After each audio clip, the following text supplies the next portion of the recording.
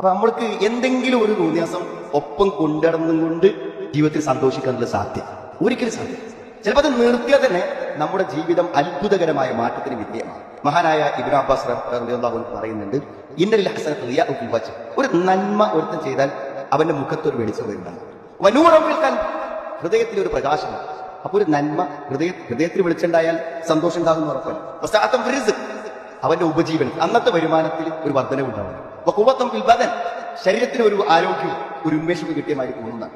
അതേപോലെ മഹബ്ബത്തൻ ഫീ ഖുലൂബിൽ ഖൽബ്, ആളുകൾക്ക് അവനോടൊരു ഇഷ്ടം മറ്റുള്ളവരുടെ മനസ്സിൽ അല്ലാഹു എന്തൊക്കെയാണ് ഒരു നന്മന്റെ ജീവിതത്തിലുള്ള പ്രതികരണങ്ങളാണ്. എന്നാൽ ഒരു തിന്മ ഒരാൾ ചെയ്താൽ അവന്റെ മുഖത്തൊരു ഇരുട്ട് വരുന്നതാണ്, ഹൃദയത്തിൽ ഒരു ഇരുട്ട് വരും.